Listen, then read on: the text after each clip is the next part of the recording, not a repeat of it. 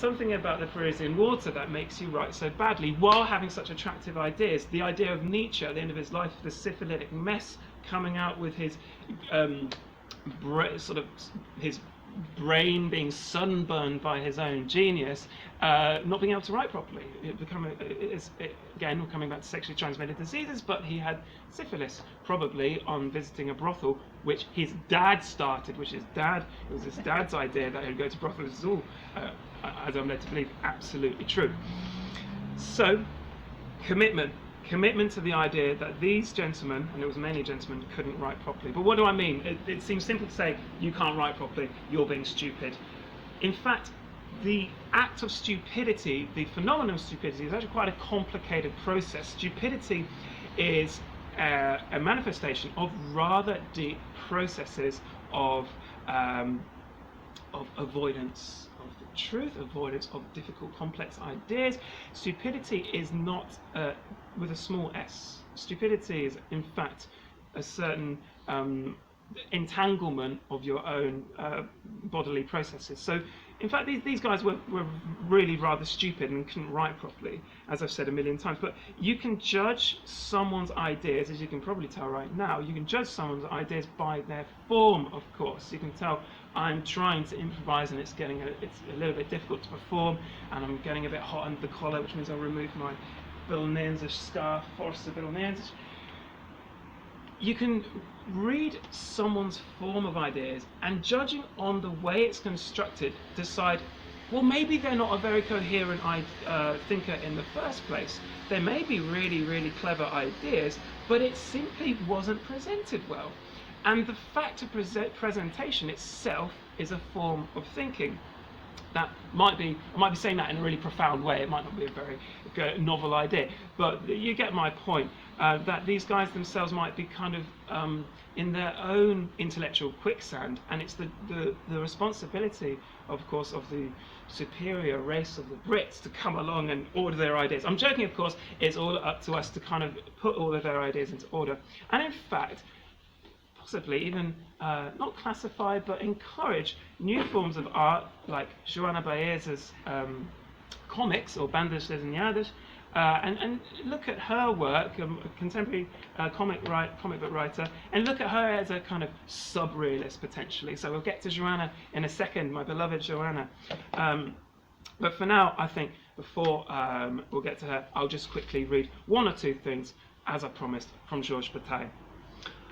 Georges Bataille, in an essay, the essay is called The Big Toe. He liked to write essays according to the rotten sun, the mouth, the eye, the pineal gland. He was interested in anatomy, and speaking as a yoga Pilates teacher, I also find this really quite interesting.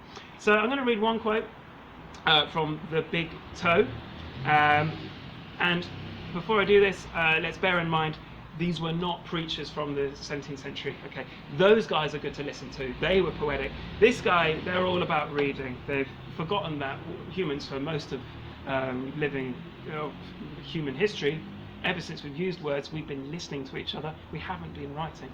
So this stuff is really not built for the lecture format, but let's just give it a go. The Big Toe. Although within the body, blood flows in equal quantities from high to low and low to high, there is a bias in favour of that which elects itself, and human life is wrongly seen as elevation. Human life is wrongly seen as elevation.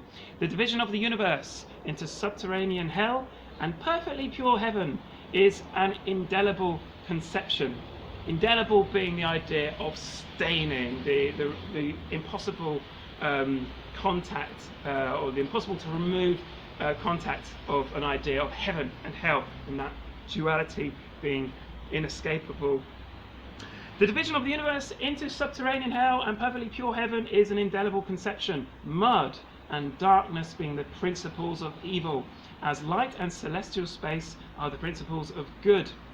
With their feet in mud, but their heads more or less in light, men stubbornly imagine a tide that will permanently elevate them, never to return into pure space. Human life entails, in fact, the rage of seeing oneself as a back and fourth movement from refuse to the ideal. So from like litter, from junk to heavenly concepts, and from the ideal to the refuse. A rage that is easily directed against an organ as base as the foot, which is why Bataille spends a lot of time talking about the fetishizing of feet, for example, in Chinese culture, this being completely unknown to us Westerners, who would be us blushing at the sight of a female ankle, of course. Not today, but that was something frightfully unimaginable not so long ago, 200, 300 years ago. The sight of a woman's ankle would be enough to cause you not just to blush, but to leave the room. So he's looking down. He's avoiding this idea of transcendence as a leap up into the cosmos. But I believe in order to, what do we want to do? We want to go straight down and just put our heads in the sand or wallow around in the mud. No, I do think we can't avoid the leap upwards. We really do something that does bring us out of ourselves. Ecstasy is literally being taken out of your body. So we're going somewhere with transcendence. It might not necessarily be up, but it's certainly a sense of expansion. The ground doesn't always make us feel very expansive or open. But hey, it's just an idea, I guess. So, from the solar anus, as Chico has identified, he said, Pascal, you're reading an essay called The Solar Anus. Tell me about it. The Solar Anus is one of those essays that Bataille managed to capture with just the title. He's got, I think, the whole concept, the solar anus. What a fantastic combination of words. The surrealists were always great at combining impossible ideas together. The chance encounter of an umbrella, and anyone know the end of that? Shit. I can't remember what it is. The umbrella and the sewing machine. A chance encounter, thank you, Isabel and Gemma. A chance encounter of an umbrella and a sewing machine. That was written in the 1890s or something, but that was picked up by the surrealists as a fantastic encapsulation of this impossible conjunction of ideas that brings a sense of, for me, aesthetic bliss. The solar anus, an abandoned shoe, a rotten tooth, a snub nose, the cook spitting in the soup of his masters are to love what a battle flag is to nationality. An umbrella, a sexagenarian, a seminarian, the smell of rotting eggs, the hollow eyes of judges are the roots that nourish love. It's very French to connect everything to love. A dog devouring the stomach of a goose, a drunken vomiting woman, a sobbing accountant, a jar of mustard represent the confusion that serves as the vehicle of love.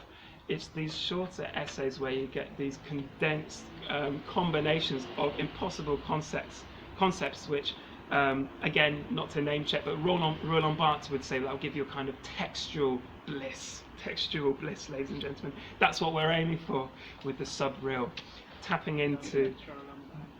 Don't touch Roland Barthes. He deserves a little whip as well.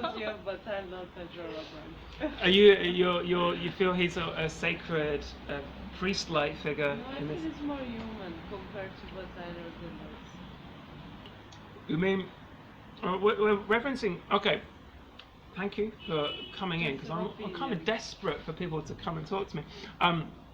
We'll talk about. I think he was a little bit younger. He was from a slightly later generation. Also, he committed the crime of being French. His name is Roland Barthes. Roland Barthes. Homosexual. French and homosexual. What a crime. Terrible, and had to go to Africa to enjoy himself. And he went and spent a lot of time, and he'll be someone we might come back to. Roland Barthes, being from a different generation, right, more in the 60s and 70s, but he spent a lot of time in Japan. And the empire of science, and he talked a lot about the emptiness, the Zen-like approach of Japanese cuisine. But do you feel he can kind of step inside this boxing ring, Roland Barthes, and contribute in any way? No, I think Bataille and Roland Barthes are like transcendency, and no, I can't see that. Do you think Bataille was just so miserable or I violent? love him. In this sense, there is super interpretable. Like, I do love to read words that you take 10 minutes to think what is there. In the end, there is nothing, but you have